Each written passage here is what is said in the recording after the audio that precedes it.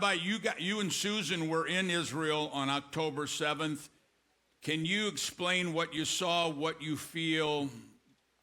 Where's your heart at since October 7th, and where we're at standing with Israel and defeating Hamas today? Well, the context, I think, is very important. Yes, we were in Efrat, and it quickly became apparent that something unusual was happening. And during the course of the day, we gradually became aware of just how serious it was. But Pastor Larry, what was going through my heart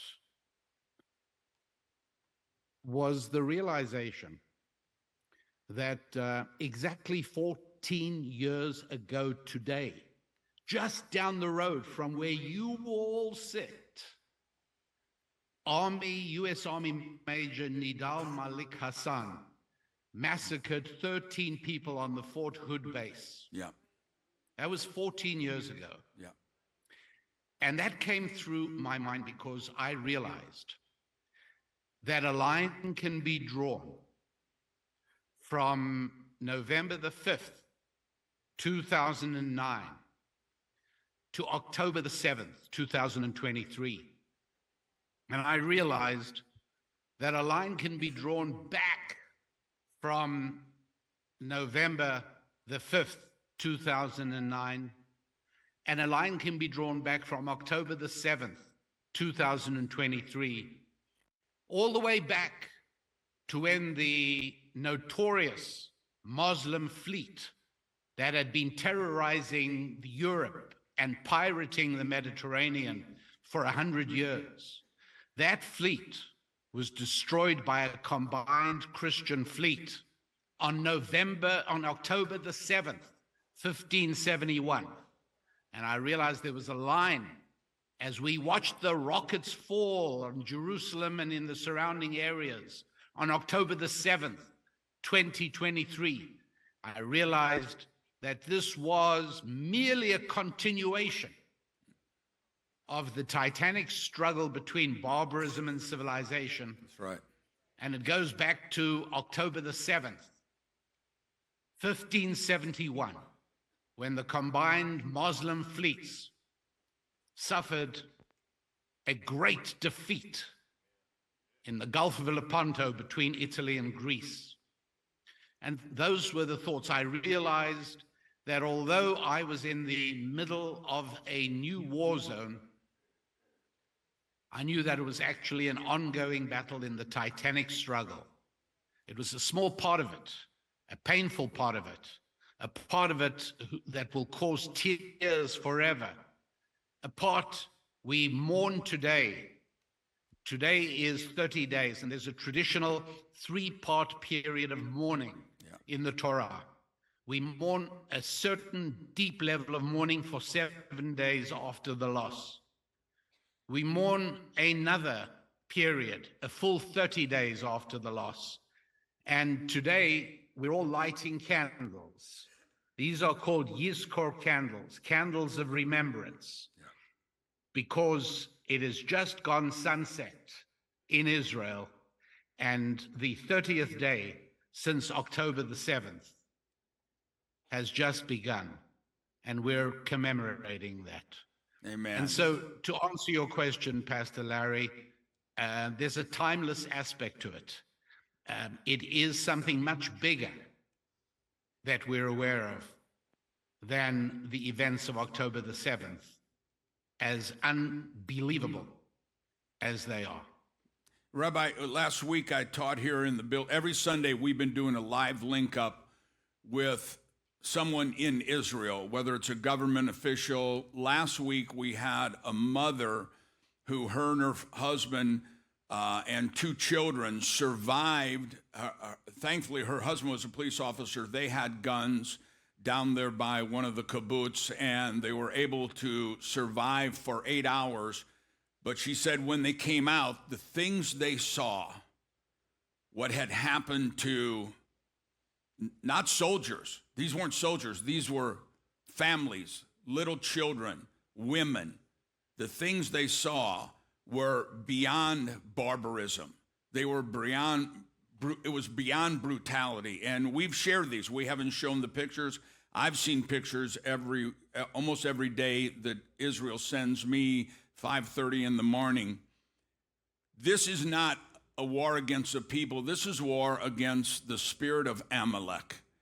And we talked last week about the spirit of Amalek, and you're the best at it. Could you just share a little bit about what that is and why this has to be defeated? Yes. There are battles in which the army needs to be defeated, and that is the end. World War II ended in Europe with the surrender, the unconditional surrender of Germany. And a few months later, World War II ended in the Pacific with the unconditional surrender of Japan. Now, prior to that time, in February and March of 1945, General Curtis LeMay inflicted a firebombing on many Japanese cities. In Tokyo alone, 100,000 people died as firestorms ravaged through the cities, sucking up the oxygen and causing a conflagration such as had never been seen. All right. That did not bring about the surrender of Japan. It took Hiroshima and then Nagasaki in August of that year to bring about the surrender. And as soon as the surrender had taken place, Douglas MacArthur arrived in Japan to set up an occupational government and essentially to restore and rebuild Japan. Germany surrendered, and again, the United States set up plans to help rebuild Germany. That is what happens when a conventional war is being fought. But when the battle is Amalek, and we have to remember that Amalek shows up as the Hebrews leave Egypt, a raggedy band of former slaves making their way into the great unknown, into the fearfulness of the lonely expanse of the desert. That, according to the book of Exodus, that is when Amalek strikes, and he struck the weakest. Right. He struck at the elderly people and the women and the children. Yeah. It's a totally different thing. And God's response is, Timcher et zecher Amalek.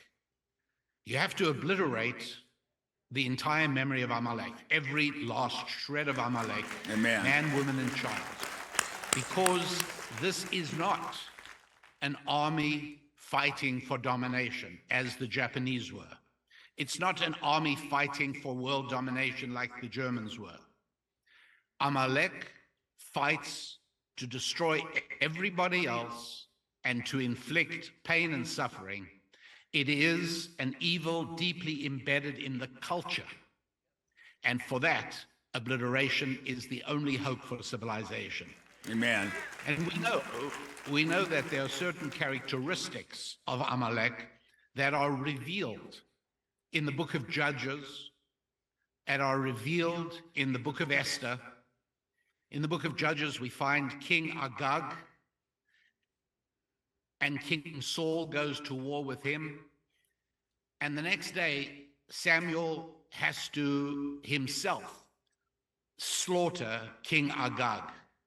And yet later on in the book of Esther, we discover Haman, another Amalekite, descended from Agag, mentioned explicitly in the book of Esther, again tries to destroy the Jewish people. And again, unfortunately, the only answer when it is so culturally embedded, it's not the army. You know, you would have found Japanese living in many parts of Japan who were faithful to their emperor in 1944 and 1943, but who harbored no individual animus towards Americans. In fact, we realize that the the imprisonment and the internment of Japanese Americans turned out to have been a wrong. There were many Germans who just wanted the war to end because hatred of the Allies was not embedded in Japan. However, when it comes to Amalek, hatred of the West, hatred of Israel, and hatred of the religious offshoot of Israel, the daughter of Judaism, Christianity, is deeply, deeply in the culture.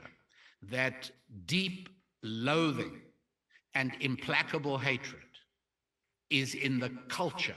It's not relatively benign by only being in the military. And that's why it is that in November 2015, Islamic jihadists struck the Bataclan theater in Paris and killed 90 people. Right. And it's why in July 2005, Islamic jihadists struck the London subway system and killed 52 people.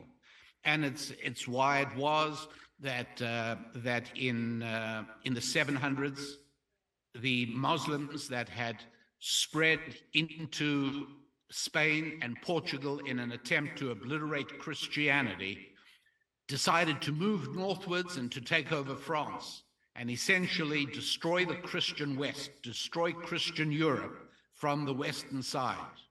And it was only the heroic defiance of Charles Martel in 732 that prevented the Muslim takeover and killing of all European Christians. But you know, religion grants us all long memories, Pastor Larry. Yeah. For my Christian brothers and sisters, Jesus is alive today as he ever was.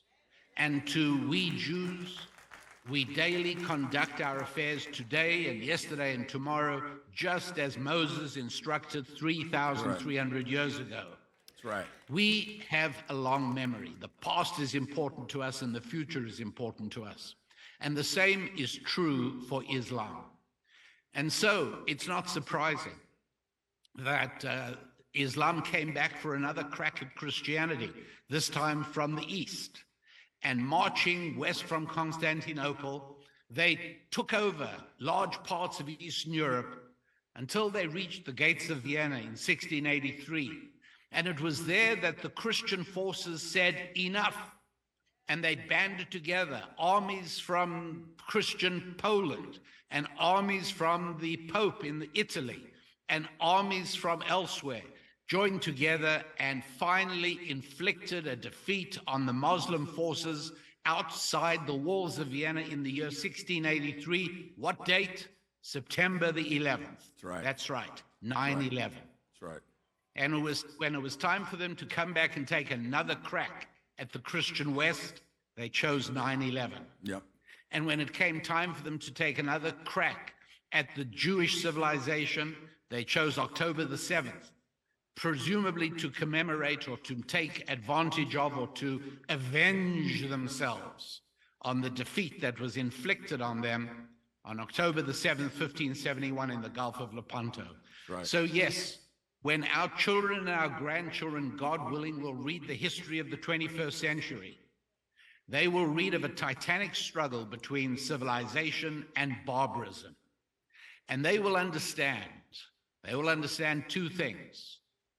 They will understand, number one, that civilization is nothing more than the judeo-Christian Bible vision of society projected onto a national screen.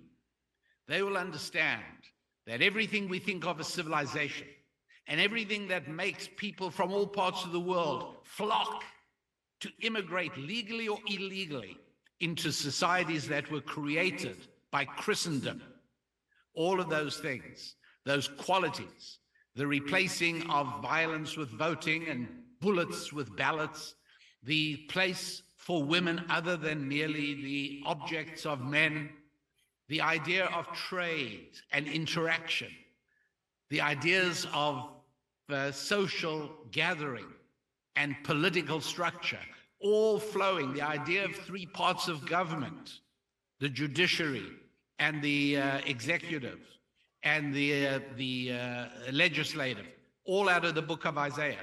All of that is civilization. And they will understand that what we're witnessing is one more in a long sequence of violent attacks from barbarism against civilization. Amen. And this is the defining titanic struggle of the 21st century. Rabbi, and they will let me only ask you, be able to sit in their towns and villages around this country and in other good countries around the world. They will only be able to do that because civilization triumphed over barbarism. amen. And God willing, in God's good time, as civilization will triumph over barbarism, it will be, Pastor Larry, because of the holy work done by you and your family, you and New Beginnings Church, and you and all the other good Christians standing shoulder to shoulder with their Jewish allies, as we know our sacred task. Amen. Rabbi, let me ask you one more question. You know, you've known me for 30 years. I'm not from the church world. I'm from the streets. And so I don't conduct myself as a reverend too often. And in fact, one of the guys that have me a shirt made says half hood, half holy.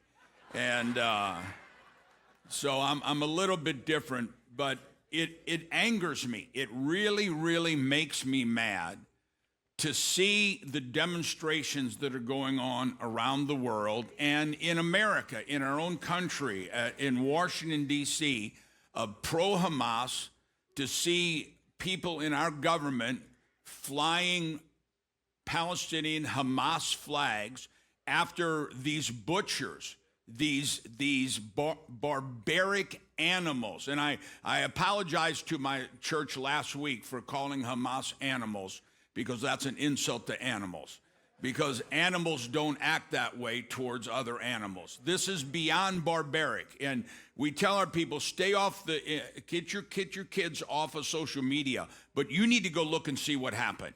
And you will understand that this is barbarism. It's demonic, it's butchery. But what makes me a little angry, Rabbi, and address this with the last question is, why aren't we in America being louder? Why aren't Jews being louder? Why aren't Christians being louder? Why aren't we out in the street? And how important is it right now that Jews and Christians come together and make our voice heard and make it be heard very loud? Pastor Larry, I would love to be able to offer cheerful bromides and kumbayas about how we shall overcome. Yeah, that's right. But it's not so simple.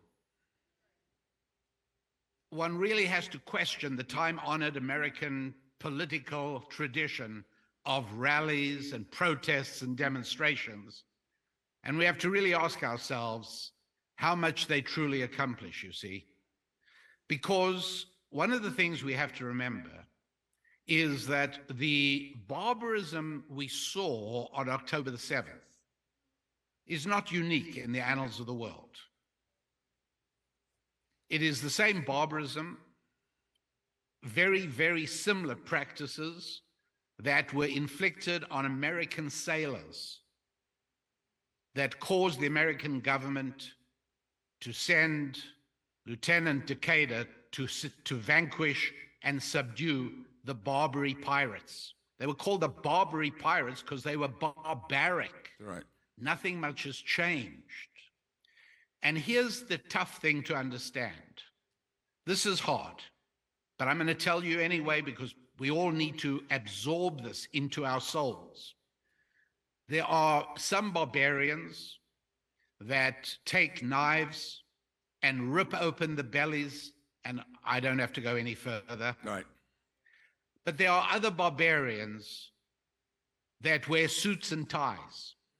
There are other barbarians who are on the university campus as students and as teachers. And here's what we have to understand. And that is that a society, Pastor Larry, can only exist when the people making up that society share adherence to a common matrix of morality. In the same way that if a man and woman with two totally different moral matrices marry, it's going to be a disaster ending in divorce. In the same way that neighbors have to share a common morality, or the neighborhood will become a horrible slum. There is a reason why the Canadian-American border is 5,000 miles long and has no armies stationed on it, and neither does it have multi-page contracts regulating it. And that's because, generally speaking, in broad terms, the people on the north side of that border and the people on the south side of that border subscribe to the same judeo-christian Bible-based morality matrix. And that's why. The border between India and Pakistan is not like that, because there are two different systems of morality on either side of that border. It does not work. And we've got to understand that there are brave barbarians and cowardly barbarians. Brave barbarians fly airplanes into buildings after they've cut the throats of stewardesses. Cowardly barbarians occupy their positions of prestige and tenure in American universities, and they pride and compliment and applaud the actions of the brave barbarians, but they're all barbarians. Yes. You can be a barbarian in a suit and tie. You can be barbarian standing in front of a class teaching. You can be a barbarian, an attendee at an elite American university. It has to do with your belief system. And if your morality matrix is Judeo-Christian, then you stand against barbarism. But if you've lost that, and we've got to remember that in American public schools that I call GICs, Government Indoctrination Centers, we've got to remember that morality was removed. They said, hey, we can't teach morality because whose morality should we teach? We certainly cannot teach a Judeo-Christian Bible-based morality, and they didn't. But the trouble is that we human beings are not camels or cows or kangaroos. We're human beings created by the finger of God. And that means we need and insist on self-defining moral matrices. And if you don't give us one, we'll make up one of our own. Amen. And we do that based on our emotions. And that is why people who went through the American school system and eventually moved on to the university campus, and many of them then became faculty and professors, they created their own morality matrix. But in the absence of a Bible-based morality matrix from our boss, they created it based on their own emotions. And one of the laziest and most basic ways of creating a morality matrix is saying the victim is always virtuous. And that way you get to define who the victim is. And so that's why it is that in the day or two after October the 7th, we had the sympathy of the world because we were the victims. And a few days after Yom Kippur, October the 6th, 1973, we had, but as soon as the Jews stop being victims, they lose the morality status of, because barbarians depend on the status of victims.